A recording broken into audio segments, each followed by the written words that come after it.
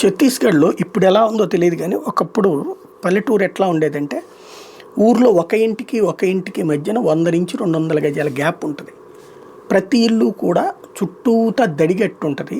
ఇల్లు అందులో పావు వంతే ఉంటుంది. ముప్పావు వంతు ఖాళీ స్థలం ఉంటది. అందులో కూరగాయలు, పండ్లు, పూలు ఇట్లాంటి చెట్లన్నీ పెంచుకుంటారు.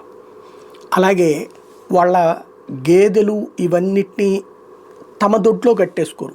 ఊరు చివరన గేదెల దొడ్లన్నీ లైన్‌లో ఉంటాయి. అంటే ఇక్కడ రామయ్య, సోమయ్య, సుబ్బయ్య ఇట్లాగ ఉన్నారనుకోండి. వీళ్ళందరికీ అక్కడ రామయ్య గేదెల దొడ్డి, సోమయ్య గేదెల దొడ్డి ఇట్లా బయట ఉంటాయి. అట్లాగే మేకల పాకలు, కోళ్ల పాకలు ఇవన్నీ ఊరి చివరనే ఉంటాయి. తద్వారా పారిశుధ్యాన్ని కంట్రోల్ చేయటం, ఆరోగ్యకరమైనటువంటి వాతావరణం, అద్భుతమైనటువంటి పంటలు. ఛత్తీస్గఢ్ అసలు ఆ పల్లెలు చూస్తే అక్కడే ఉండిపోవాలనిపిస్తుంది. అంత చక్కగా ఉండే. అందులో ఈ నక్సలైట్లు ఉండేవాళ్ళు. ఆ నక్సలైట్లు అడవుల్లో నుంచి పోలీసుల దెబ్బకి పారిపోయి వచ్చి వీళ్ళని అడిగితే అంత ముద్ద పెట్టేవాళ్ళు.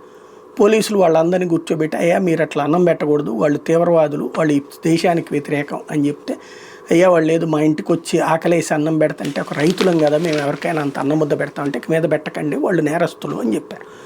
అప్పటి నుంచి వీళ్ళు పెట్టమన్నారు. పెట్టమంటే వాళ్ళ మీద దాడులు చేస్తే ఊరు పెద్దలు ఊళ్ళో వాళ్ళందరూ కలిసి వాళ్ళకి ఆ నక్సలైట్లని ఎదిరించారు. తప్పు మీరు చేస్తుంది, మీకు ఇంతకుముందు అన్నం పెట్టాం, పోలీసులు వద్దంటున్నారు, మీరేం మమ్మల్ని పోలీసు నుంచి కాపాడలేరు కదా, లేదా పోలీసులకు వ్యతిరేకంగా మేము ఎందుకు ఉండాలన్నారు. ఎట్ట ఉండాల్సిందే, మీరు మాకు అనుకూలంగా ఉండాల్సిందే అన్నారు.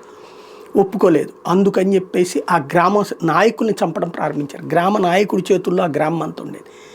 అలాగా చంపేస్తూ ఉండేటప్పటికి చివరికి పోలీసులు జోక్యం చేసుకుని, అంటే వీళ్ళు పోలీసుల దగ్గరికి వెళ్ళి మీ మాట నమ్మితే వాళ్ళు మమ్మల్ని చంపేస్తున్నారు అన్నందుకు పోలీసులు వాళ్ళకి ఒకటి చెప్పారని, మీరందరూ ఆయుధాలు చేతపట్టండి అంటూ వాళ్ళకి ఆయుధాలు ఇచ్చారు. నక్సలైట్లను ఎదిరించమన్నారు. అదే సల్వాజుడు.